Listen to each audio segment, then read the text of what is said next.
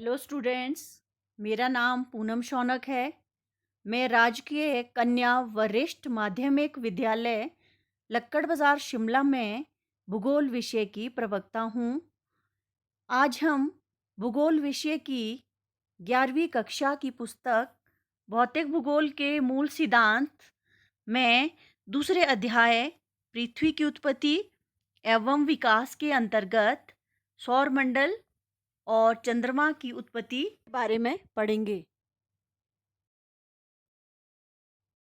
बच्चों, आपने सौरमंडल के ग्रहों की उत्पत्ति पढ़ लिया है, जान लिया है कि सौरमंडल के ग्रहों की उत्पत्ति एक नेबुला से हुई है।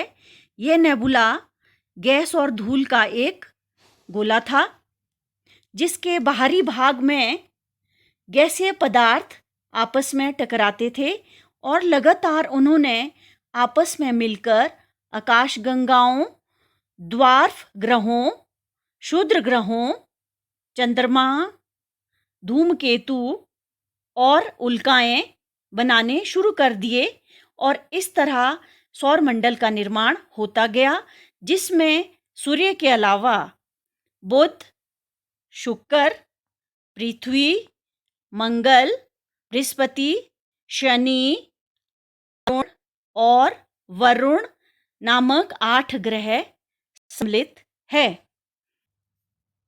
ऐसा अनुमान है कि सभी ग्रहों का निर्माण लगभग 4 अरब 60 करोड़ वर्ष पहले एक ही समय में हुआ। ये सभी ग्रह सूर्य के चारों ओर अंडाकार कक्षों में परिक्रमा करते हैं। सूर्य से दूरी के अनुसार सौरमंडल के ये ग्रह बुध, शुक्र, पृथ्वी, मंगल, बृहस्पति, शनि, अरुण तथा वरुण है। और ये ग्रह किसे कहते हैं? जो सूर्य के चारों ओर परिक्रमा करते हैं और अपने अक्ष पर ये घूमते हैं। उपग्रह किसे कहते हैं? उपग्रह वे आकाशीय पिंड जो ग्रह के चारों ओर और सूर्य के प्रकाश से प्रकाशित होते हैं, उपग्रह कहलाते हैं।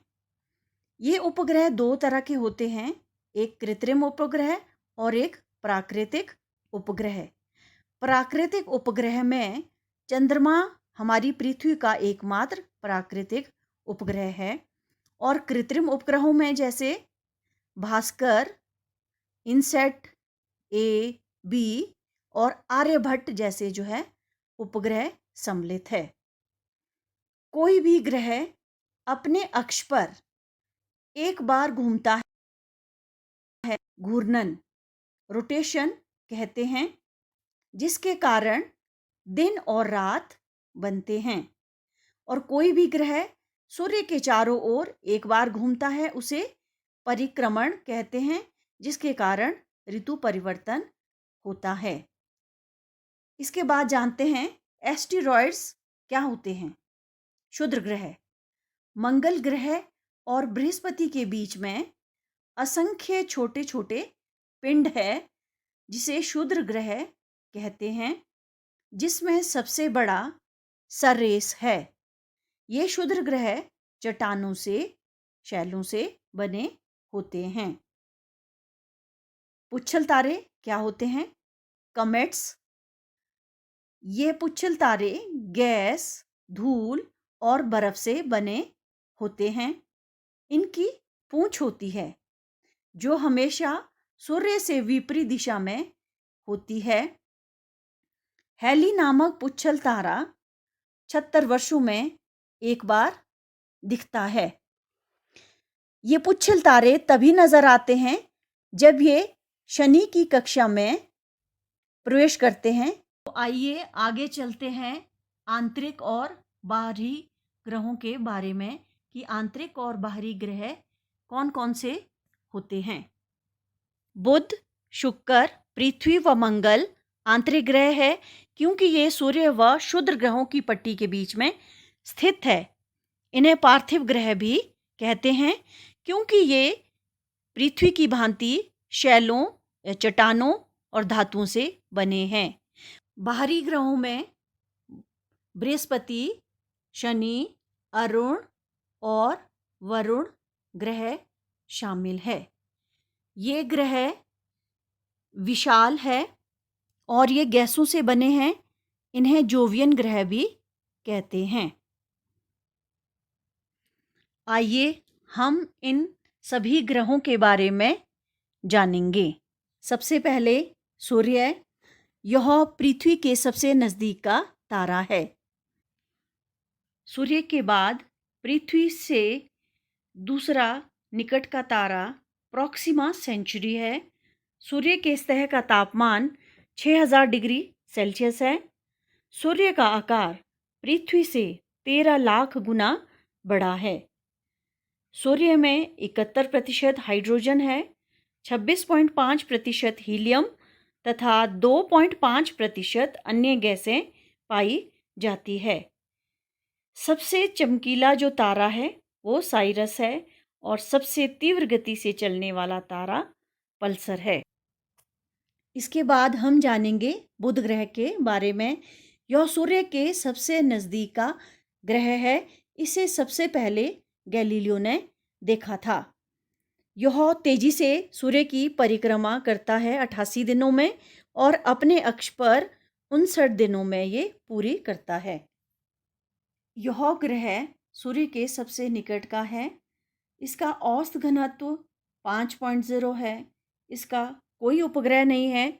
यह सूर्य के चारों ओर सबसे तेजी से परिक्रमा करता है। इसके बाद है शुक्र ग्रह। यह पृथ्वी के सबसे निकट का ग्रह है। यह सबसे चमकीला और सुंदर ग्रह है। इसे सुबह शाम का तारा भी कहते हैं। इसका औसत घनत्व 5.0 है। इसका कोई उपग्रह नहीं है। शुक्र सौर मंडल का सबसे गर्म ग्रह है क्योंकि यहाँ वायुमंडल में 97% कार्बन डाइऑक्साइड गैस की मात्रा पाई जाती है। शुक्र और वरुण दोनों ग्रह पूर्व से पश्चिम दिशा में चक्कर लगाने के कारण इन ग्रहों पर सूर्योदय पश्चिम दिशा में होता है। इसके बाद है पृथ्वी। पृथ्वी पार्थिव ग्रहों में सबसे बड़ा है। पृथ्वी ही एकमात्र ऐसा ग्रह है जिस पर जीवन पाया जाता है।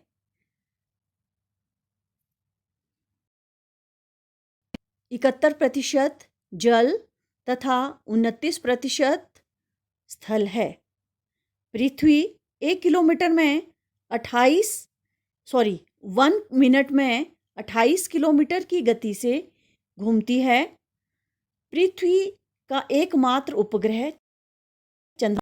पृथ्वी का औसत घनत्व 5.5 है। सूर्य से पृथ्वी पर प्रकाश 8 मिनट 20 सेकंड में पहुंचता है। पृथ्वी अपने अक्ष पर 23.5 डिग्री के कोण बनाती है और कक्षा पर 66.5 डिग्री की कोण बनाती है। पृथ्वी से सूर्य की दूरी 14.98 करोड़ किलोमीटर है। इसके बाद आता है मंगल ग्रह। मंगल ग्रह पर पानी बर्फ के रूप में है। मंगल ग्रह के 2 उपग्रह फोबोस तथा डीमोस है। मंगल ग्रह को लाल ग्रह भी कहते हैं क्योंकि इस ग्रह पर लौह ऑक्साइड की मात्रा अधिक पाई जाती है। इसका औसत घनत्व 4.0 है। इसके बाद है बृहस्पति जुपिटर। इस ग्रह की खोज 1610 ईस्वी में गैलीलियो ने की थी। इस ग्रह को पीला ग्रह भी कहते हैं क्योंकि इस ग्रह पर सल्फर डाइऑक्साइड की मात्रा अधिक पाई जाती है।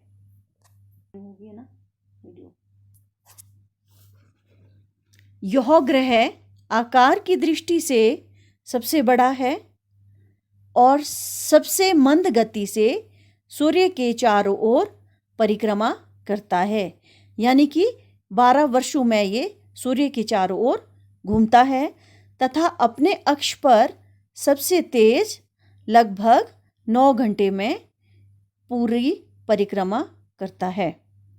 इसके 67 उपग्रह हैं, जिसमें ज्ञानीमेड सभी उपग्रहों में सबसे बड़ा है। बृहस्पति के बाद आता है शनि ग्रह।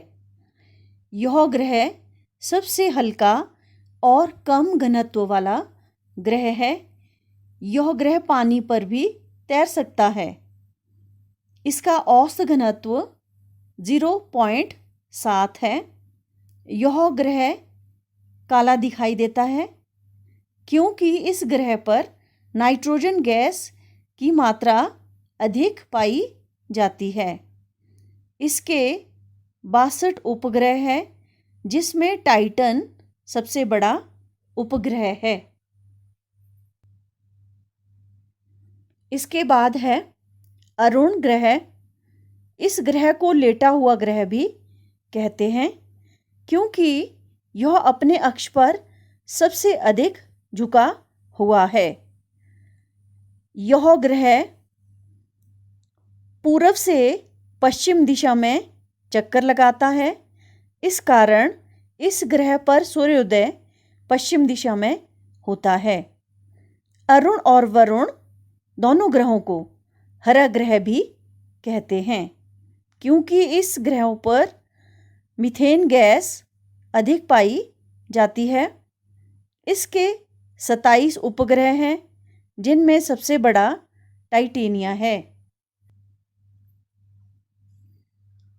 अब अंतिम ग्रह है वरुण। यह सूर्य के सबसे दूर और ठंडा ग्रह है। यह सूर्य के चारों ओर 165 सालों में परिक्रमा करता है। इस ग्रह के 14 उपग्रह हैं, जिनमें ट्रिटॉन प्रमुख है। तो बच्चों, ये थे हमारे सौर मंडल के 8 ग्रह, जिनके बारे में आप जान चुके होंगे। अब हम पढ़ेंगे चंद्रमा की उत्पत्ति कैसे हुई और इस संबंध में वैज्ञानिकों के द्वारा कौन कौन से सिद्धांत दिए गए। चंद्रमा सौरमंडल का 5वां सबसे बड़ा उपग्रह है। यह हमारी पृथ्वी का एकमात्र प्राकृतिक उपग्रह है। चंद्रमा का निर्माण आज से 4.5 करोड़ वर्ष पूर्व हुआ। चंद्रमा की उत्पत्ति को लेकर आज तक कोई ठीक से अनुमान नहीं लगा पाया है। चंद्रमा की उत्पत्ति हमेशा से रहस्यों से भरी रही है। इसकी उत्पत्ति कैसे हुई, आज तक कोई ठीक से अनुमान नहीं लगा पाया है। वैज्ञानिकों ने समय समय पर चांद के निर्माण को लेकर कई सिद्धांत दिए हैं। तो आइए जानते हैं ऐसे सिद्धांत जो चंद्रमा की उत्पत्ति को लेकर दिए गए। पृथ्वी की उत्पत्ति की तरह ही चंद्रमा की उत्पत्ति के संबंध में सबसे पहले सर जॉर्ज डार्विन ने सन 1836 ईस्वी में अपने विचार दिए थे। उनके विचारानुसार पृथ्वी और चंद्रमा तीव्र गति से घूमते हुए एक ही पिंड थे। घूमते हुए यह पूरा पिंड डंबेल की आकृति में परिवर्तित हो गया और अंत में टूट गया। टूटा हुआ छोटा भाग पृथ्वी के चारों ओर परिक्रमा करने लगा, जो चंद्रमा बना। डार्विन के विचारानुसार चंद्रमा का निर्माण उस पदार्थ से हुआ है जहां आज प्रशांत महासागर एक गर्त के रूप में विद्यमान है। इस सिद्धांत को विखंडन का सिद्धांत भी कहते हैं। फिजन थ्योरी इस सिद्धांत के अनुसार पृथ्वी से लगभग 2000 किलोमीटर नीचे एक नाभिकीय विखंडन न्यूक्लियर फिजन की प्रतिक्रिया हुई, जिसके फलस्वरूप पृथ्वी की धूल और पपड़ी अंतरिक्ष में उड़ी और इस मलबे ने इकट्ठा होकर चंद्रमा को जन्म दिया। परंतु इस सिद्धांत को भी विवादित माना जाता है। इस सिद्धांत को विखंडन का सिद्धांत भी कहते हैं। फिशन के अनुसार पृथ्वी की सतह के 4 किलोमीटर नीचे एक नाभिकीय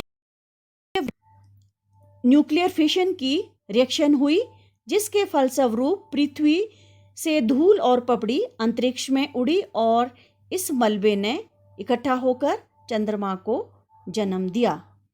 हालांकि इस सिद्धांत को भी विवादित माना जाता है। अब है सह अभिवृद्धि सिद्धांत, को एक्रीशन थ्योरी। इस सिद्धांत के अनुसार पृथ्वी और चंद्रमा का, परंतु यह सिद्धांत भी फेल हो गया, क्योंकि यह सिद्धांत यह नहीं बता पाया कि जब पृथ्वी और चंद्रमा साथ साथ बने तो चंद्रमा पर लौह तत्व क्यों नहीं पाया जाता। यदि दोनों का निर्माण साथ साथ हुआ होता तो दोनों की संरचना भी एक समान होनी चाहिए थी, लेकिन चंद्रमा पर तो लौह तत्व की मात्रा नहीं पाई जाती है। अधिग्रहण सिद्धांत, कैप्चर थ्योरी। इस सिद्धांत के अनुसार हमारे चंद्रमा का निर्माण आकाशगंगा में ऐसे स्थान पर हुआ जहां लौह तत्व बहुत कम मात्रा में था और फिर इसे गुरुत्वाकर्षण शक्ति के कारण पृथ्वी की कक्षा में जकड़ लिया गया और यह पृथ्वी के चारों ओर घूमने लगा। लेकिन चंद्रमा से लाई गई चट्टानों के सैंपल से पृथ्वी के समान आइसोटॉप संरचना को जब दिखाया गया तो यह अधिग्रहण सिद्धांत भी फेल हो गया। इस वीडियो में जिस तरह से दिखाया गया है कि चंद्रमा किस तरह से पृथ्वी की ऑर्बिट्स में जकड़ लिया गया और पृथ्वी के चारों ओर घूमने लगा। इम्पैक्ट।